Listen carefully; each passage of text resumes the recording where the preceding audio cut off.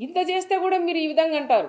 ఆ రోజు మా ఆయన పరిటాల రవి గారు ఉన్నప్పుడు పులివిందలు కూడా నువ్వు అడగడగన చెక్ చేపిస్తూ ఒక వెహికల్ 2 వెహికల్లో వెళ్ళాలని మీ నాయన సీఎంగా ఉన్నప్పుడు మా ఆయన పరిటాల రవి గారిని అక్కడ మీ ఊరికి పిలిపించుకొని మీ కసి మీది ఏదన్నా ఉంటే అక్కడ తీర్చుకోవాలని కదా ఆ రోజు పరిటాల రవి గారి మీద కేసు పెట్టి ఎన్ని ఇబ్బందులు పెట్టినారో ప్రజలు ఉన్నారు. నిన్న కూడా మాట్లాడుతున్నారు.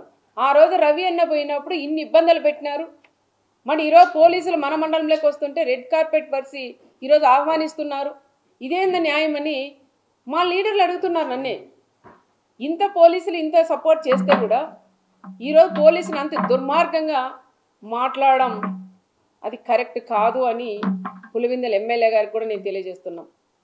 ఆ రోజు మా ఆయన్ని టార్గెట్ చేసి మాట్లాడారు. ఈరోజు నువ్వు ఇక్కడ వచ్చి ఏం మాట్లాడావయ్యా?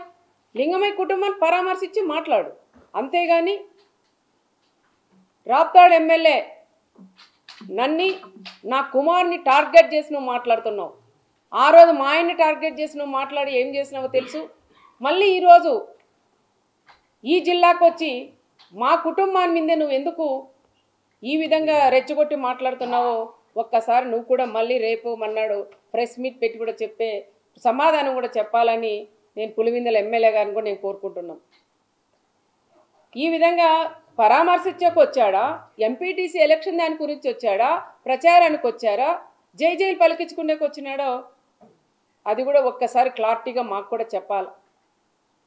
మరి ఎంపీటీసీ ఎలక్షన్ అంటున్నావు, నీకంతే దమ్ము మీ ఎమ్మెల్యే మీ మాజీ ఎమ్మెల్యే ఉన్నాడు. మీ మాజీ ఎమ్మెల్యే రాష్ట్రం అంతా జరిగింది ఎలక్షన్లు, మరి అందరూ ఎంపీపీలను చేసుకున్నారు. మరి తోపు ఎందుకు ఈ విధంగా 8 మంది ఎంపీటీసీలు ఉంటే ఎందుకు మీరు ఎంపీపీని చేసుకోలేనంత చేతగానే దద్దమ్మలైనారని కూడా నేను చెప్తున్నా. నాకు ఉండేది ఒకే ఎంపీటీసీ, నువ్వు 9 మంది ఎంపీటీసీలు మీరు కనుక్కున్నావు. ఒక ఎంపీటీసీ మీకు చనిపోయినారు, 8 మంది మీకు ఉన్నారు. అది కూడా ఒకసారి గుర్తు చేసుకోండి. 8 మంది ఎంపీటీసీలు మీకు ఉన్నారు, నాకు ఒక ఎంపీటీసీ ఉన్నారు. నేను రాజకీయం చేయాలా, ఎంపీపీని చేసుకోవాలంటే నేను పోయి ఎక్కడ చేసుకుందు.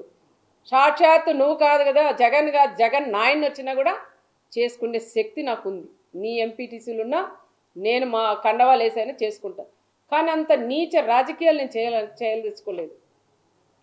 ఎంపీపీ ఎలక్షన్ వద్దనే అనుకున్నాం. మీ వాళ్ళే రెచ్చగొట్టి మీ చిన్న సైకో అయినా తోపు వచ్చి ముందు రోజే ఆయుధాలు పెట్టి 3 బీసీలను కూడా ఇక్కడ పంపించి విప్ జారీ చేసేకొచ్చింది. అదెందుకు చెప్పలేకపోయినావు నువ్వు? ఆ రోజు గొడవ కారణం ఎవరండి?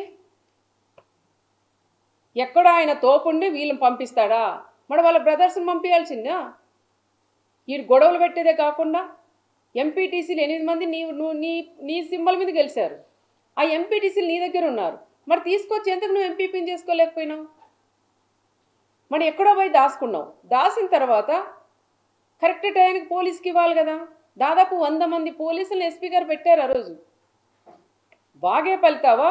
నువ్వు 11 గంటల 10 నిమిషాలకు నువ్వు హాల్లోకి పోలీస్కి హ్యాండ్ ఓవర్ చేస్తావా?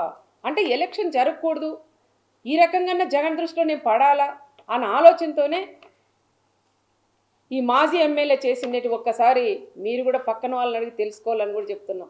టైం అయిపోయినాక వచ్చి కథలు వెళ్తావా నువ్వు?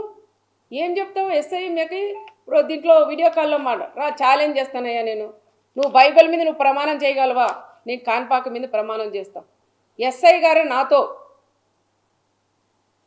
వీడియో కాల్ మాట్లాడిచ్చినారని నువ్వు ఛాలెంజ్ చేయగలవా? చెప్పనివన్నీ నువ్వు కూడా ఒక మాజీ సీఎం ఆ విధంగా అంత దారుణంగా అంత దుర్మార్గంగా మాట్లాడడం కూడా అది కరెక్ట్ కాదు అని నేను జగన్ రెడ్డిని కూడా నేను చెప్తున్నా. ఒక చిన్న ఉద్యోగం పట్టుకొని ఇంత దారుణంగా నువ్వు మాట్లాడడం, వీడియో కాల్లో మాట్లాడించుకొని నేను ఎంపీపీని చేసుకునేంత అంత దిగజారే కుటుంబం పరిటాల కుటుంబం కాదని కూడా నేను చెప్తున్నాను. అనవసరంగా పదే పదే చేతగాని మాజీ ఎమ్మెల్యే చెప్పిన మాటలు నువ్వు కూడా విని నువ్వు కూడా పేపర్లు తీసుకొని చదవడం అది కరెక్ట్ కాదు. ఇక్కడ ఏం జరిగిందనేది ఒక్కసారి తెలుసుకోవాలని కూడా చెప్తున్నాం. మరి రెండో రోజు ఏమైందయ్యా మీకు? రెండో రోజున రావచ్చు కదా. అక్కడెక్కడో సముద్రంతో తీసుకుపోయాడంట. అక్కడ తీసుకొని పోయి మేము 10:30 11 అయితేనే లేదు నేను ఎలక్షన్ బాయ్కాట్ చేశాను అని. నీ చేతగాని తనం కదా అది. ఒక మహిళ 4 సార్లు 3 సార్లు ఓడిపోయినాడు ఆయన.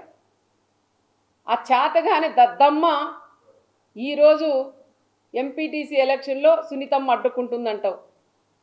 ఒక ఆడ మనిషి చేతలో నువ్వు అడ్డుకుంటున్నారంటే నీ పక్కన కూర్చుండే నీ మాజీ ఎమ్మెల్యేలు కూడా నవ్వే పరిస్థితి కూడా ఏర్పడుతుంది. చేతగాని మాజీ ఎమ్మెల్యేలు కూడా ఈరోజు ఎంపీటీసీలను తీసుకొని పోయి వాళ్ళు ప్రమాణ స్వీకారం చేయించుకున్నారు. నువ్వేదో తోపు అని చెప్పుకుంటావు, ఇక్కడ చూస్తే తోపు లేదు, జీరో అయిపోయినావు.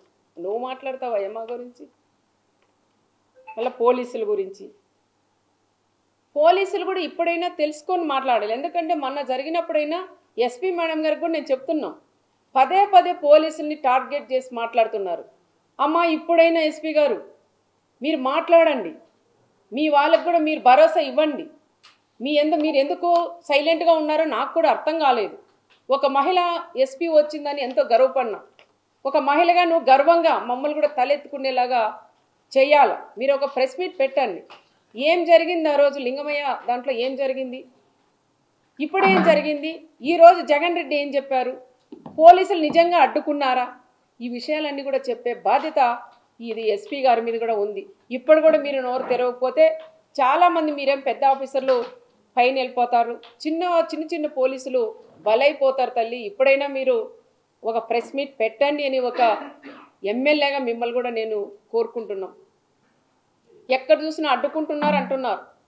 ఏ సాక్షి టీవీలో వచ్చినా పోలీసులను అడ్డం పెట్టి ఎక్కడ పడితే మా వాళ్ళంతా తండోపతండాలుగా వేలాది మంది వస్తున్నారు, అడ్డుకుంటున్నారు అంటున్నారు. రండయ్యా, ఎక్కడ అడ్డుకున్నారు? ఒక్క ప్లేస్ చూపించండి. మీరే సాక్షి ఛానల్ జిల్లాలో ఉండేటువంటి మండలాలు కోటి ఉంటాయంటే అవన్నీ తెచ్చి గొట్టాలు పెడుతున్నారు. అడ్డుకుంటే మరి ఇంతమంది 3000 మంది ఎట్లొస్తారు? హెలికాప్టర్ దగ్గరికి 3000 మంది పైన ఎట్లొస్తారు అంటున్నారు.